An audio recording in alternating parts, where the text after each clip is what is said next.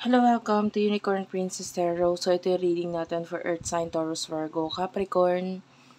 Take only what resonates, guys. Hindi ito magre-resonate sa lahat. So, sana po ay kunin mo lang yung mga magre-resonate sa'yo. So, mga hindi pa nakaka-subscribe sa ating channel, feel free to hit the subscribe button, notification bell. Ma-appreciate ko lahat ng likes, comments, and shares. If you want, pwede ka magpa-personal reading, Jing Tarot Reader. Search mo na lang siya sa Facebook. Again, this is for Earth Sign, Taurus, Virgo, Capricorn. Let's start the reading. Earth Sign.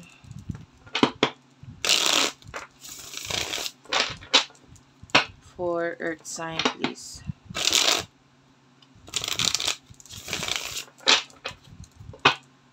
For Earth Sign.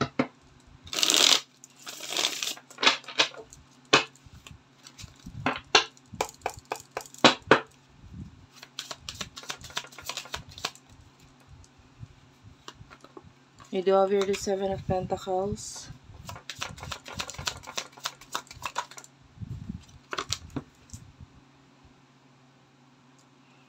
The Hierophant and the Emperor. Nine of Wands. I feel like for some of you, kailangan mong mag-ingat. With the Hierophant, nakakita ko na lesson for you. I feel like it's regarding finances or financial decision. Pwedeng may mga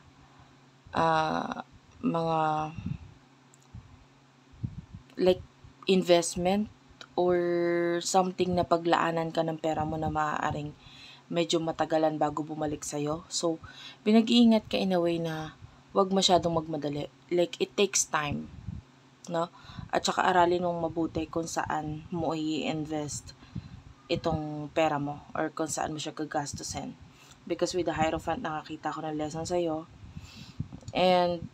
But I don't feel like it's a loss. Hindi ko siya nakikitang losses or pagkalugi or pagkatalo.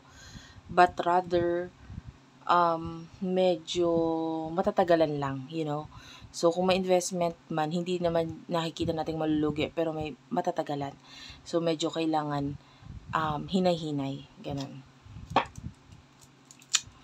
What's with the Emperor? For Earth Sign, please.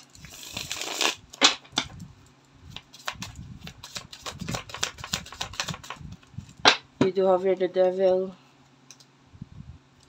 Ten of Swords. Nine of Wands. I feel like kailangan mo mag-ingat dito sa taong ito.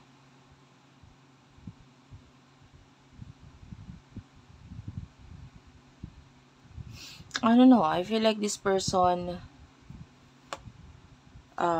is hindi siya nagiging honest sa'yo.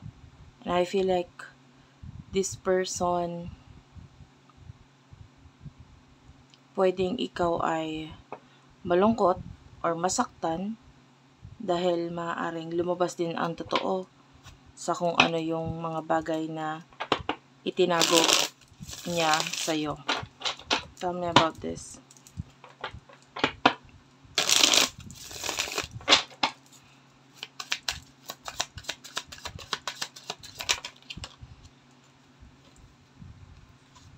Yeah. The Ace of Cups, for some of you, may kinalaman ito sa love. Seven of Cups. And the Ten of Pentacles, for some of you, may kinalaman sa money. The Six of Wands is here.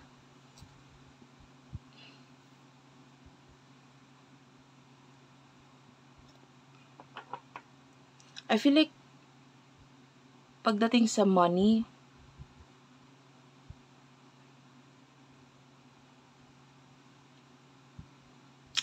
ito yung person na hindi mo dapat pagkatiwalaan.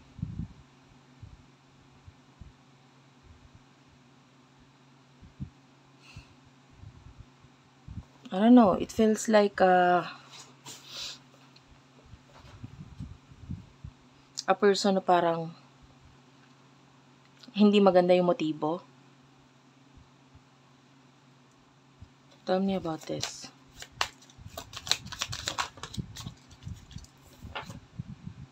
Ten of Cups is here. Cancer, Scorpio, Pisces, Three of Cups is here at the bottom of the deck.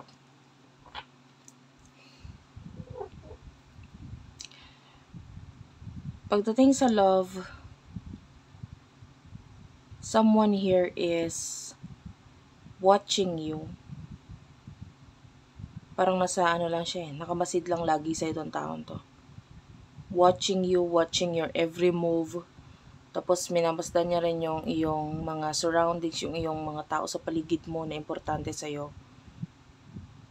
This person is watching you. Yeah, the Three of Cups is here. Pati yung mga kaibigan mo.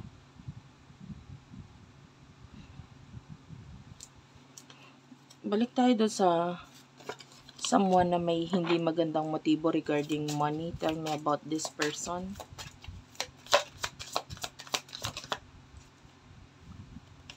Seven of Swords. Yeah, kailangan mo talagang iwasan tong taon to. Nakakita tayo ng pag-aaway. The Hanged Man is here.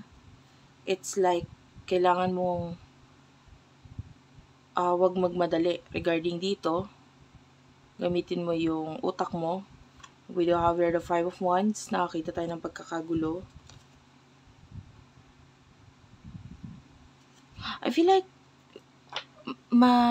maiintindihan or mararamdaman mo kung ano yung dapat mong gawin dito. So, kailangan yun yung gawin mo. Kung ano yung tingin mong tama. Kung ano yung pumasok sa pakiramdam mong tama. Like, it's like your intuition talking to you. So, kailangan makinig ka sa intuition mo. May nakikita tayong mga pagbabago na kailangan mong gawin.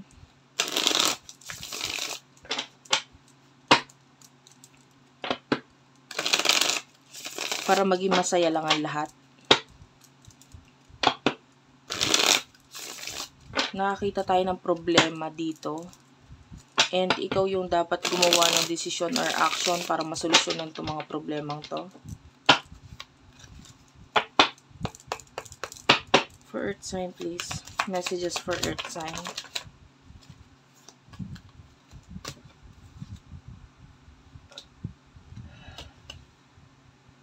Five of Wands.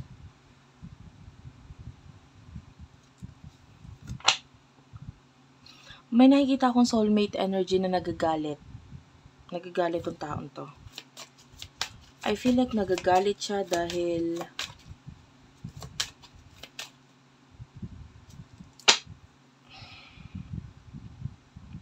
gusto niya ng victory. Like, gusto niya bumuo ng family or like forever with you. Kaya lang nagagalit siya dahil parang wala siyang choice kundi umiwas or lumayo.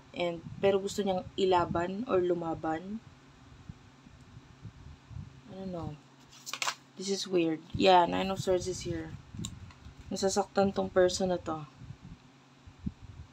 Nagagalit siya kasi nasasaktan siya. Na hindi niya maintindihan bakit niya nararamdaman yung sakit na to. Like, yung person na to, pangarap niyang mag-offer ng something sa'yo, pero parang hindi niya kayang gawin yon, hanggang hintay lang siya. Ba't siya nagagalit? I want to know. I want to understand itong emotions ng person mo. Ba't siya nagagalit? I feel like nagagalit siya na may kinalaman sa family issues or maybe a part of your family ang kinakagalit na tong person na to. Oh, the Justice card. Some of you might be married or may marriage na involved dito sa connection na to. So, pwedeng, if you're married, galit siya dun sa taong kinakasama mo. Yung iba, hindi naman kinasal, ano? So, kinakasama. So, galit siya dun. This is a soulmate energy. Yeah. Hindi lang siya nagagalit, nalulungkot pa siya. Kasi gusto niya mag-take ng risk eh.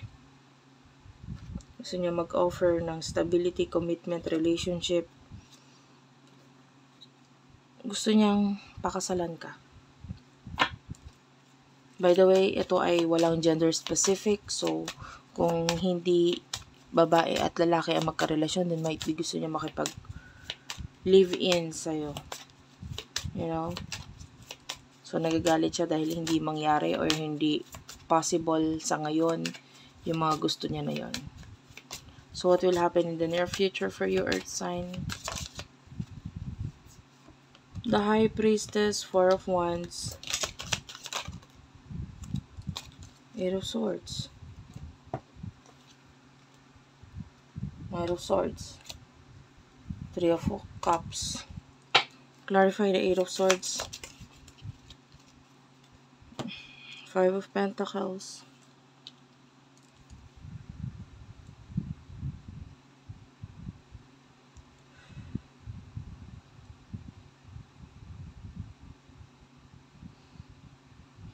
nakakita ko dito ng mga person na pwedeng magkaroon ng ang tawag dito, legal issues in the near future.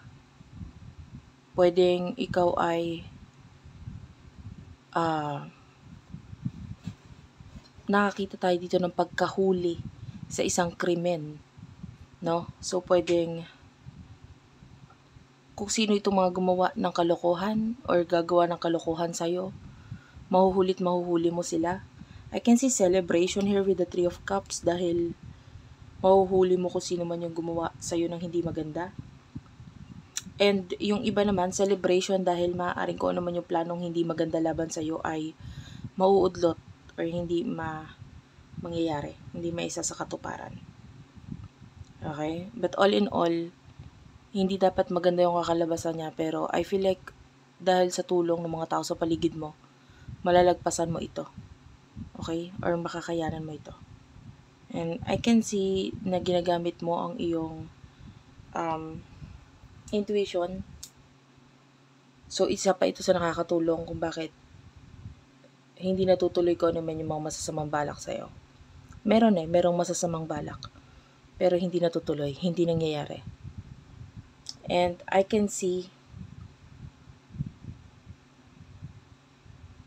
pagdating sa iyong career, yung iba hindi maganda yung mga balita, medyo nagiging mabagal or hindi maganda yung flow ng money.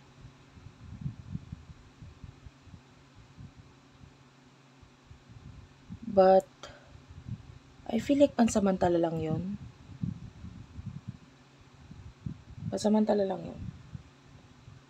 Nakakita tayo dito na magiging maingay or matunog na ulit yung pangalan mo, nakikita natin na magiging successful ka ulit. And I can see a stable career for you. Saglit lang ito. Hindi ko siya nakikita as pagsubok eh. Nakikita ko siya as enhance, para mas ma-enhance pa yung knowledge mo, yung galing mo, etc. Pagdating sa relationship, your soulmate is coming. Paparating itong soulmate na ito. But I don't feel like gagawa ka ng action or anything sa pagdating nitong taong to with the Four of Swords. You don't know because you do have choices, you do have options. Yan yung nakikita natin. And you do have the world, so ikaw yung mas nagiging mailap or malayo dito sa soulmate na ito, especially with the Queen of Swords. Yeah. Maybe, pagdating sa soulmate, hindi ka na kasi naghihintay. Ayaw mo na maghintay. Kung gagawa siya ng action, di gumawa siya ng action. Kung hindi, hindi. Yun lang yan. Ang focus mo yung sarili mo. Okay? Thank you for watching, guys. I love you all and bye-bye.